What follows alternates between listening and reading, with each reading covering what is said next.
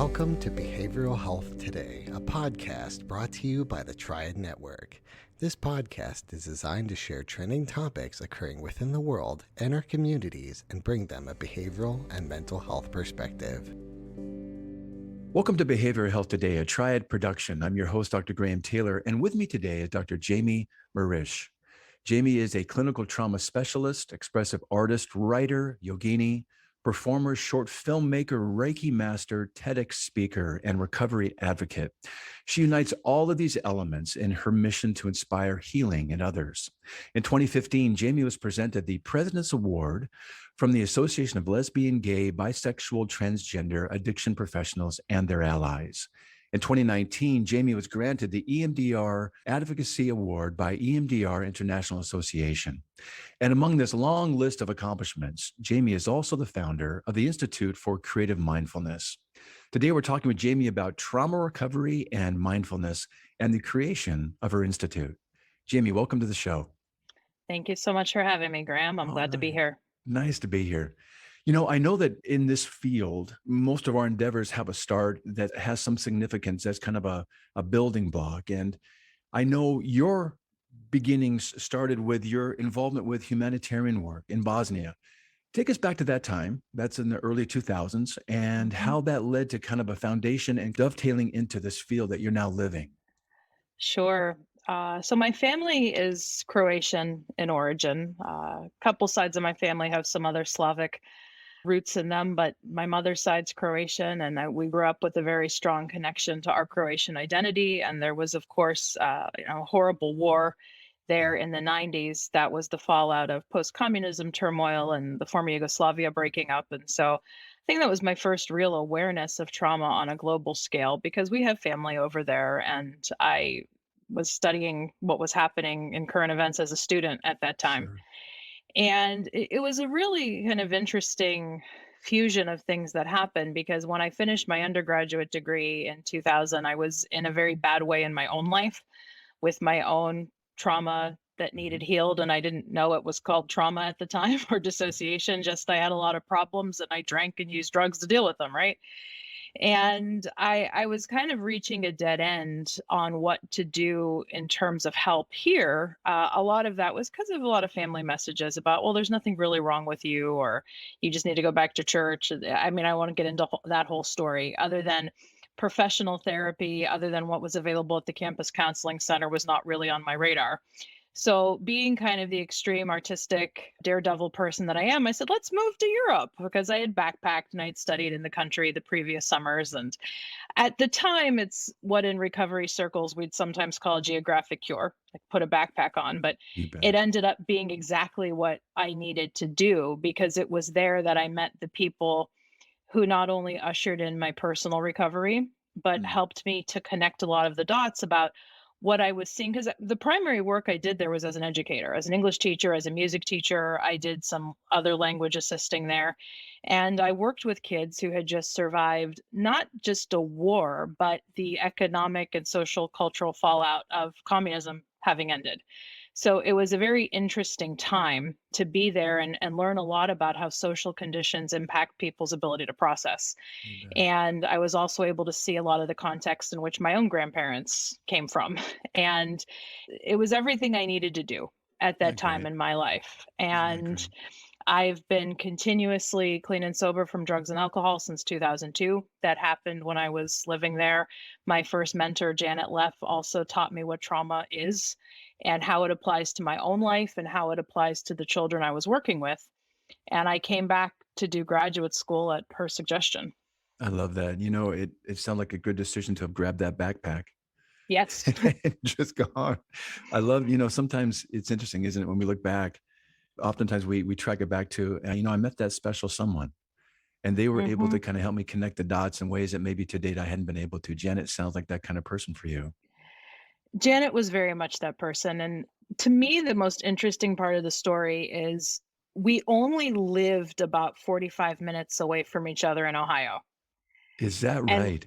And we met over there. In Bosnia, is that right? In Bosnia. Yeah, because she was not Croatian background, but she had a large devotion to a lot of what was happening in the Catholic Church in the country. And So she made, I think, 12 humanitarian aid trips during the Wow. war itself. And then in Yeah. her retirement, she ended up settling over there for a few years. Yeah. And yes, I'm from the Youngstown, Ohio area. She's from Chagrin Falls, and we met there. So that's one of many reasons I know it was Yeah. It's meant to meant be. meant to be. Truly meant to be. I love what you're sharing too. And I appreciate kind of taking us down this path just a wee bit. When we enter this profession, it oftentimes grows out of our own healing and our own recovery. Hmm. And you're saying something similar here in your transparency with us here. What are you bringing to your work now in this trauma recovery and in this intentional mindfulness and the way that you work that does originate from your own personal work as you grew and you healed and you recovered? Such a dynamic question. Trying to think where I want to go with the answer, because I think everything I share with people now Yeah. is some form of what has been shared with me. Yeah. And a lot of that was the early work Janet gave me. Some of her teachings I still impart in one way or another. That And nice. What a because great legacy. yeah, because they so impacted my life. And I've had the fortunate experience to have been met with a lot of other tremendous healers since, and in the 20 years since. I've had several great therapists, and I work with a shamanic practitioner Yeah. and a bunch of different holistic healers. And same thing. I feel everybody's been put in my life to reveal some kind of layer of the healing that needs to be done. Mhm. And there's a 12-step saying that I like, which is you have to give it away to keep it. And I really think that typifies a lot of how I operate.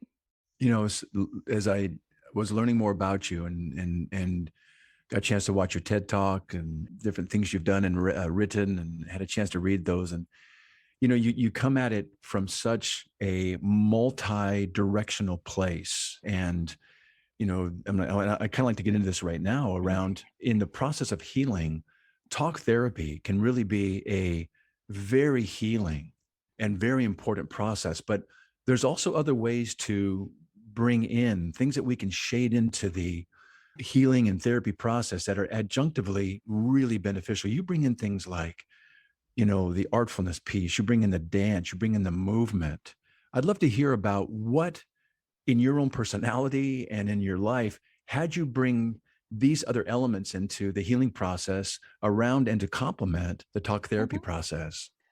Sure. The first thing I want to say is I do think as human beings, talk is still very important, because Yeah. even though I do have a reputation as being more holistic and embodied and emotion focused, I think of those first conversations I had with Janet, and they were conversations. They were her Yeah. being able to validate my experience and really deeply listen to me. Yet I've always had an artistic streak to me. So I think I've been on stage since I was 3 in one Okay. form or another. So I think it was very natural for me to go that route as a clinician, as a helping professional. Because when I look back at my own life journey, I believe it was because I sang, because I was Yeah. on stage, because I danced. And a lot of the strongest dancing I did was in the basement of my parents' house. I had a Mickey Mouse record player, and I would put on records and just dance to it. And it was a way for me to work out some emotional stuff that was going Yeah. on before I even realized just how distressed I was as a kid.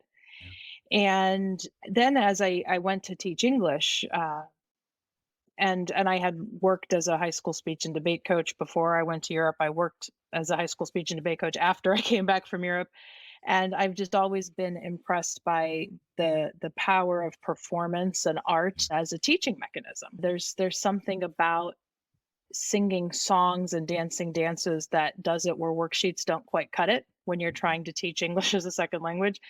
And so it's just very much a part of who I am. I mean, I'm that type of person that's always singing in my car. I've kept a sketchbook, even though I don't fancy myself a real technical artist. I just like to have some kind of outlet, right? I always have journaling, writing short stories.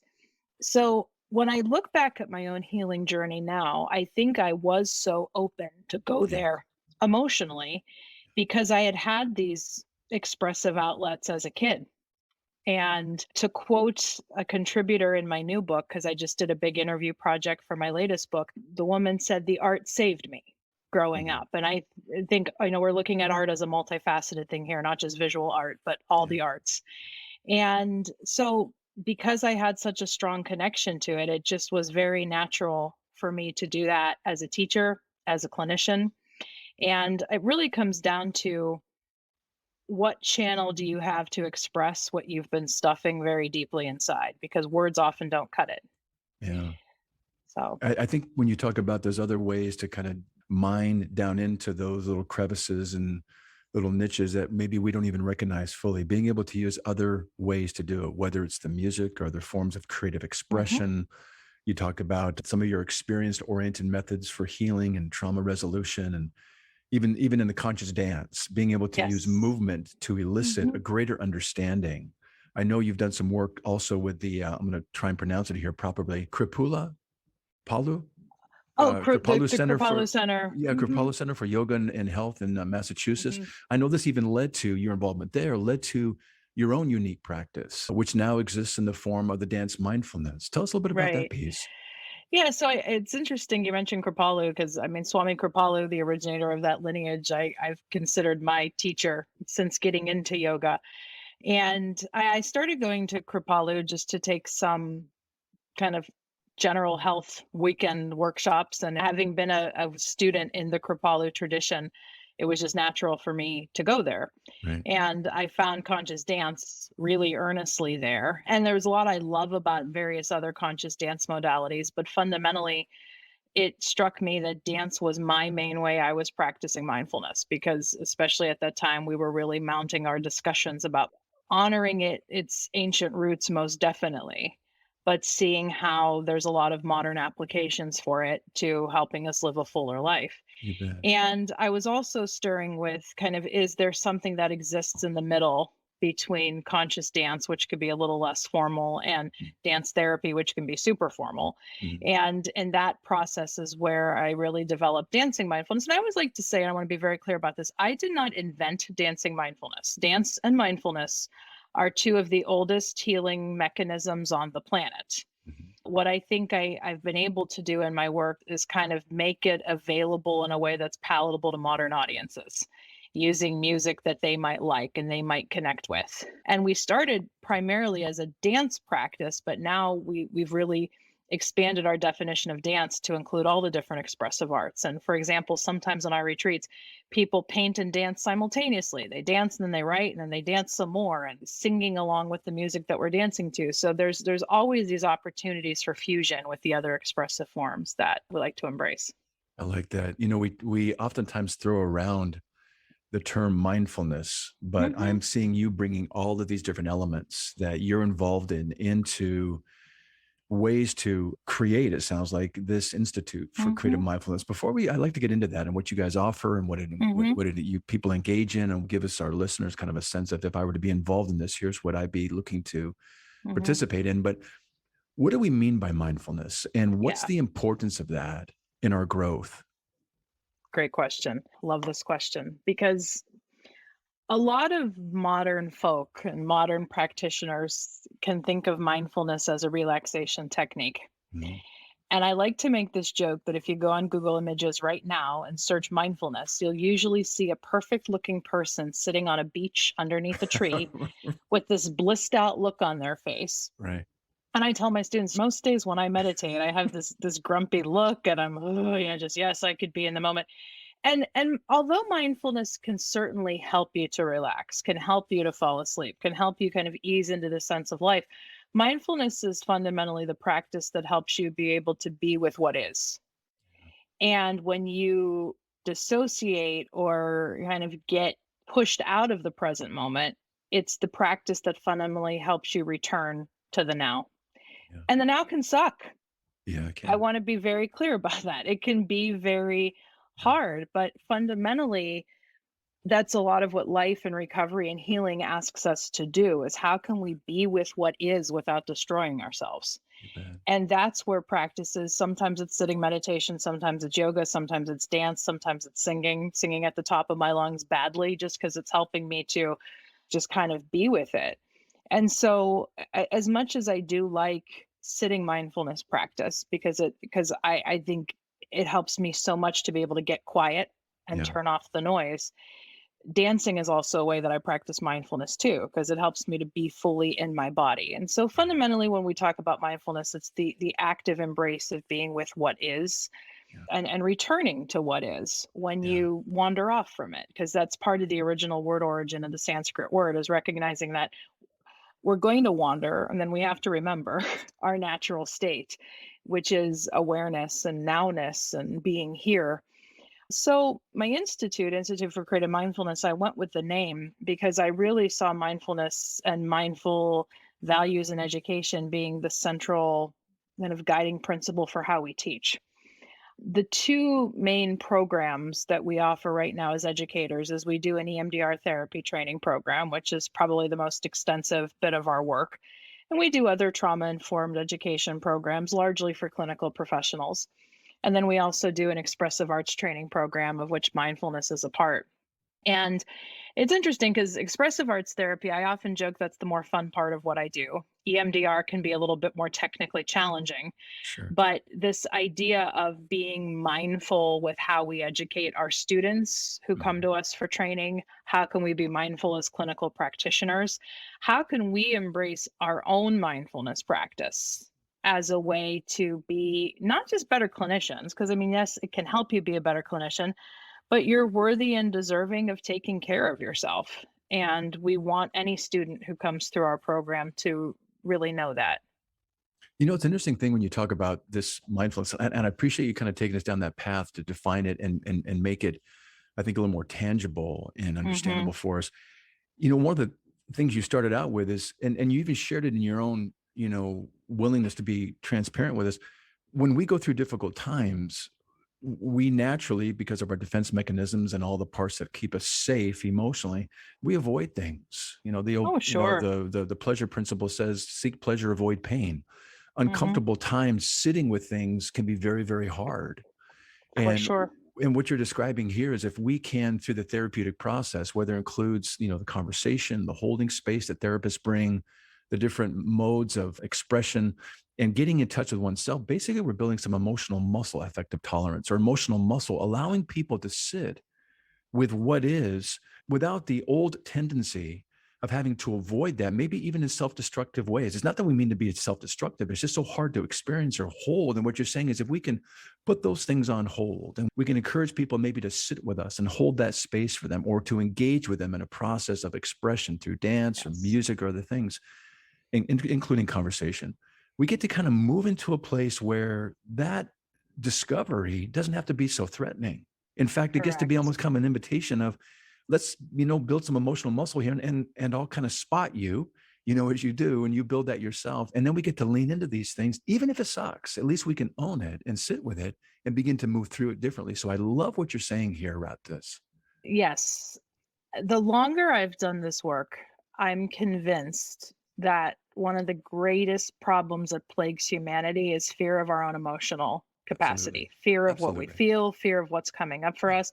And to be fair, so many of us have been shamed for expressing what we feel, or we've been socialized with messages like boys don't cry, men Yeah. men aren't supposed to feel feelings, or in Yeah. alcoholic homes, regardless of your gender expression, there can be this messaging of don't talk, don't trust, don't feel.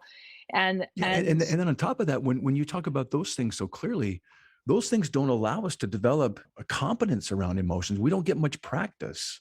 If I'm told as a guy not to feel, or in my Mhm, family, in an alcoholic family, I don't feel, I don't talk. I don't learn how to even to identify some of these things within myself. I feel mhm, happy and I feel angry. Those are my feelings. right. Or if I start to lean towards something that's uncomfortable, boy, I employ all kinds of things, like you're saying, to avoid what I don't have Mhm. the competence or mastery or know how to deal with. You're so right. And I think it's not our feelings that cause us problems in the long run. It's everything we do to try to keep from feeling them. That's right. And it causes distress in our body, distress in Yeah. our mind, distress in our soul. And I never want it to come across as, just feel your feelings, because that could be hard when you, Yeah. it is hard when you've been trained not to, but when you can learn how, Yeah. life, I'm never going to say life is easy. I want to be very clear about that, but you can embrace the ups and downs. Mhm. You can learn that you feel what you feel. And maybe how do I liked your use of the term spotter. How can I seek out the support in my life, folks who are most able to help me through that and not shame me Sure. for it? What are some expressive practices I have, other coping practices I have to be able to express or at least get those feelings out safely? And sometimes it is just a good conversation Yes. with a listening, caring friend. But I'm grateful after 20 years now on this recovery journey that I've gotten to explore and experiment with all these different ways that I can hold capacity for feeling. And it's still a work in process. I'm still learning. I Yeah. think we're all still going to be learning because we didn't come into this human life with instructions for how to win the game. I don't even think it's a game you can win. It's just how can we be with what is and hopefully be as happy and fulfilled as our natural state will allow us. We'll be right back after word from our sponsor.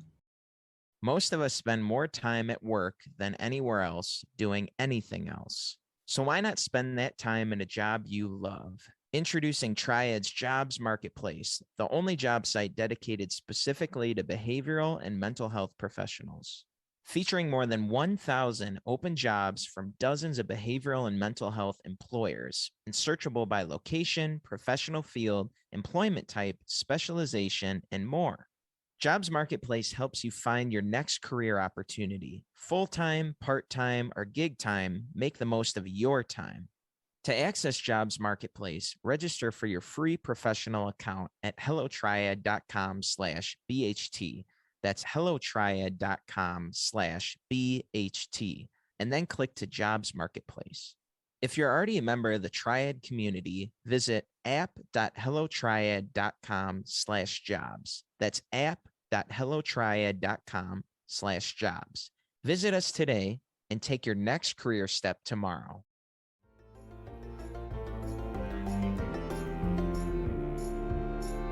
Yeah. Yeah, I like the idea when you're saying, it's almost like this distress risks us foreclosing on being able Mhm. to work through something. And it's Mhm. not that we're even understanding of that or intentionally doing it.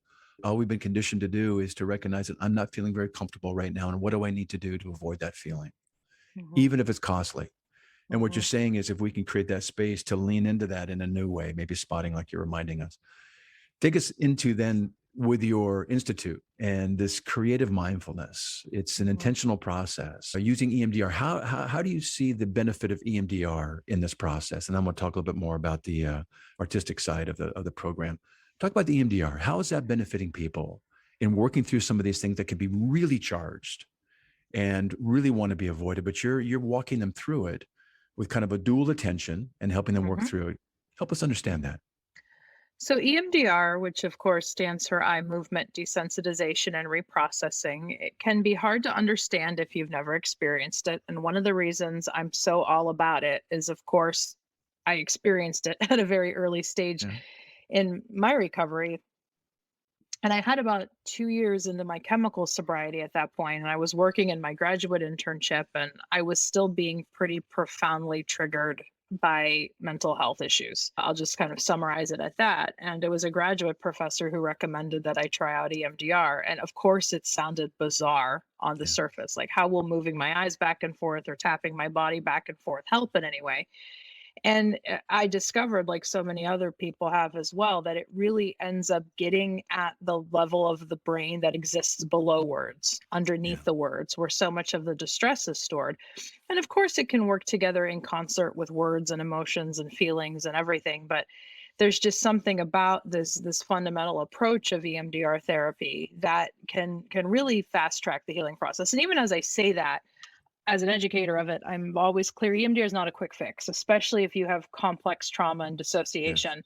There could still be a lot to wade through that Yes. EMDR can be a useful tool in helping you to be able to do that. And the thing that I really like to highlight in the writing I've done on EMDR and the way our institute trains it is recognizing that the founder of EMDR therapy, the late Dr. Francine Shapiro, was a mindfulness meditator. I mean, she's admitted that in her writing. We're not exactly putting new news out there about that. Mhm. And she identified Stephen Levine as her teacher.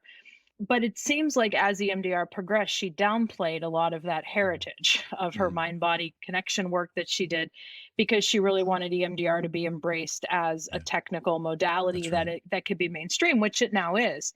Yes. And one of my partners, especially in ICM, and I have said, well, now that it has been more established, let's go back to a lot of those mindful roots and how we teach it, because there's so much of the EMDR protocol that's just so obvious to us Mm. that it came from her mindfulness practice. So even as people come to us for EMDR training, we're making sure that we're teaching them mindfulness activities in a variety of ways throughout the training.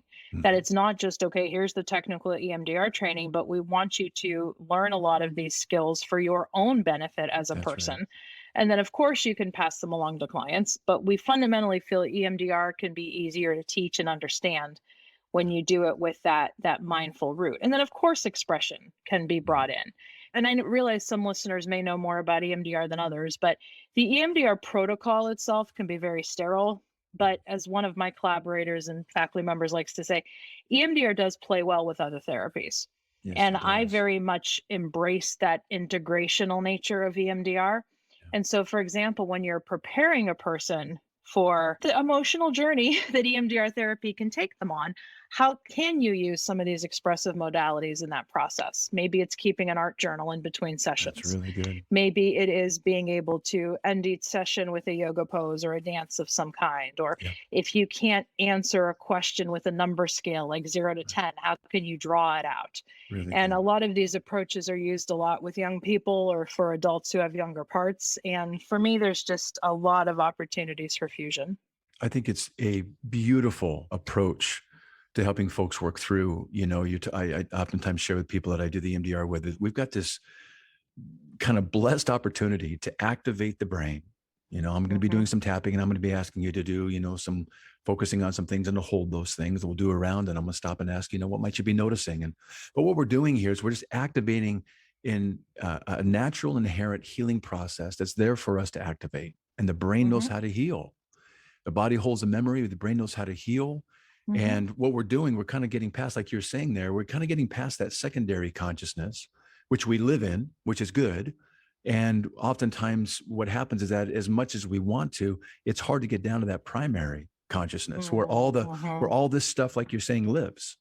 And the Mhm. EMDR begins to kind of cut through almost like that, blood-brain barrier with medications. Right. This EMDR begins to kind of go through that emotionally brain barrier that allows us to access these things and to begin to work through them, desensitize them, reorganize them in a way where we get to carry them differently. And sometimes even have them Yes. so far away that they're not as impactful nor defining of our lives. So what a great addition to the practice that you're doing, bringing that EMDR in.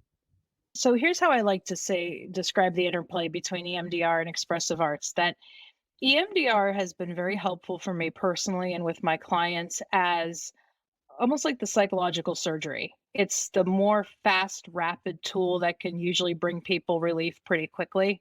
Yeah. Not quick, but No. it helps you certainly kind of get at the root of stuff. But I feel expressive arts helps with what is often called the slow medicine, the day to day, helping you experience transformation over time, Yeah. having a practice and an outlet. Because I think there's no harm at all in helping people experience methods that give them some more immediate sense of relief, as long as Yeah. it's in a healthy way that's in the service of their recovery. Because I think relief from pain is fundamentally what drives us to get Mhm. some healing. But I also know and have done the healing journey myself and have guided people through it, that there's no quick fixes with healing.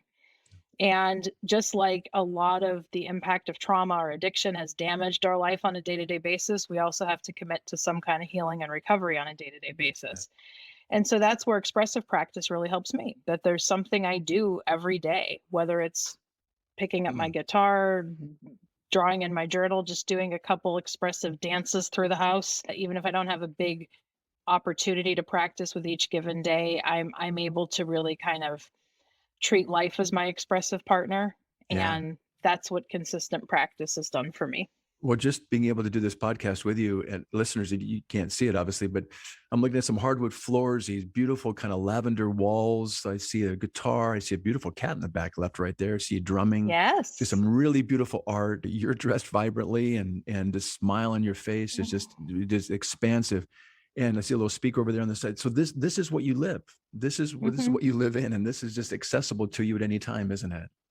Correct. And thank you for noticing my cat. Yes, Yeah, Misty she's is usually awesome. with me. He's She's awesome. sometimes Okay. right up at my chair in the back, but talk about mindfulness educators. I did not grow up with animals, but in my adult life, I have had cats That's awesome. and a dog here and there, but the cats have taught me, hey, let me Yeah. do exactly what feels good in my body at any given time, whether In that's this taking a moment. rest or That's doing a right. stretch or running at warp speed through the house. And she's just a very big example of presence for me and how That's so presence cool. can be very healing. Just a quick little story. When I was doing my master's work, doing some work with kids, had a chance to do some animal assisted therapy. I was working with the blind. I was part of their board, and I borrowed one of the seeing eye dogs to go work with the kids at this school for autism. And when I finished, the dog was retiring. She asked if I wanted to keep the dog. I said, absolutely. I had this beautiful white lab. And then I worked for the state mental health department. I took her to work with me every single day. And she would come into therapy sessions, and she would just kind of, like you said, just kind of know what to do and how to be. So I'm sitting with a couple one time who's just in distress and having a hard time. She's on the floor laying by their feet, just asleep. And they have this huge contentious exchange. And they just kind of come to, one of those pauses that happens after an exchange like that. And somehow she just kind of goes, and it just broke the whole mood. It just kind of reset everything. So like you're saying, they bring a kind of an awareness, don't they? Of just how to Yes, be they in do. moments that's beyond what we sometimes recognize. They're a great addition, aren't they, to our lives? Yes, It's agreed. pretty cool. It is pretty cool. Hey, we're going to kind of come into the home lap here, but we love stories on the show. And just to hear about maybe someone you saw go through a process that walked in the door the first time with you and got into a conversation, and you were listening and being present, and then you saw them kind of go through this process. What kind of transformation do you hear and see in this recovery and through the mindfulness, through the EMDR, through the movement, et cetera? What are you seeing in someone's life? Paint a picture for us. It's really, if I had to summarize it, for people who are embracing of it, leads them to a place where they're able to live in a very authentic way. And I think I'm sometimes able to do that as a teacher, even more than as a therapist with some of my students and some of my team that I work with. Talking about stories, we kind of have this joke I say joke, but it's really very true in the dancing mindfulness community. And we have a retreat every year, and every spring on the retreat, there's kind of this joke of, okay, who's getting divorced this year? Because a lot of people who have come in to kind of working in this way have been in very stuck, stifled relationships that have been a product of their trauma. And I don't mean to glamorize divorce in any way, but for a lot of us, that's part of our journey and our path. And I was one of the divorces one year on the retreat, realizing, I got into this relationship as a reaction and not as a full embrace of love. And so I think of two of my dear friends who both work within ICM right now, who are fully in love with each other, and they've embraced partnership. And when I first met them, they were both in very stuck relationships that weren't going anywhere. Absolutely. So, and I look at both of their individual journeys, and it's been something about how their coming out process, how their embracing of healing process has really helped them to embrace life from this very authentic place. So I like think when that. I could see people do that, either as my students or as my clients, that helps me know that this is why we do what we do. I really like that. That word authenticity, living an authentic life. I think that's not appreciated for really what it can be. It kind of takes me back to what you said earlier, being able to be with what is, being able to be with the truth that really is about you, your life, your heart, your needs, embracing all those things in love. I really like that. And that I think that authentic life, is something to pursue. And I see that's what you're doing with your work at the Creative Institute. Real quick, you just finished a book, Healing Addiction with EMDR Therapy. Give us the 2-minute on that one. Sure. Well, it's funny because I have several book projects in the till right now. So, yes, the one that is most newly out on the market is Okay. Healing Addiction with EMDR Therapy. That is Nice. primarily for other EMDR professionals, though. It's more of Okay. a text driven book for helping EMDR professionals more holistically, more totally work with addiction. Cool. I have two others that are coming out within the next year. One is coming out in March, Transforming Trauma with Jujitsu. We didn't talk much about Oh, jujitsu and martial arts, sweet. but I also developed a jujitsu practice several years back as a way to really work with some of the physical trauma I was holding in my body. So with that book, my writing partner Anna Perkel, she is more the advanced jujitsu practitioner. She's also a therapist though. So she contributed most of the jujitsu content and I contributed a lot of the trauma content with some of my own story of how martial arts was another way I embraced movement in this healing journey. And then I just finished up the draft of another book that'll be out in early 2023 called Dissociation Made Simple, which is part of Very my good. Made Simple series of other books that I have. Outstanding. If people want to learn about the Institute for Creative Mindfulness and also about you, what are some Mhm. sites where they can go and check out? Sure. Well, instituteforcreativemindfulness.com is where you can find the information about the company and look into trainings and retreats and the like with us. Probably the biggest resource I like to pitch, though, on these podcasts is traumamadesimple.com. Great. Traumamadesimple.com. That is a free resources site I set up for clients and clinicians alike. It is basically everything for free I've done that's available on the interwebs. You can get there. So a lot of my YouTube videos link there, podcast interviews I repost there, articles I've done, because I do recognize that therapy can be a barrier for a lot of people in terms of affordability. And I want to make sure that there's a lot out there that people can access without charge. So traumamadesimple.com is what I'd like to recommend. And you could also look up myname.com just for more of info about me. Very good. I love that idea of and I appreciate when clinicians do that, that trauma made simple. Just that's an example what you started with us today, that kind of that giving forward, just giving things away in ways that can be really beneficial to people's lives. Well, Jamie, it's been great to be with you today. So much fun to interview you, and thanks for all you're bringing and kind of sharing with our listeners. And we appreciate you being on the show. My great pleasure. Really enjoyed it. I also want to thank you, our listeners, for joining Jamie and me today. It's always great to have you with us.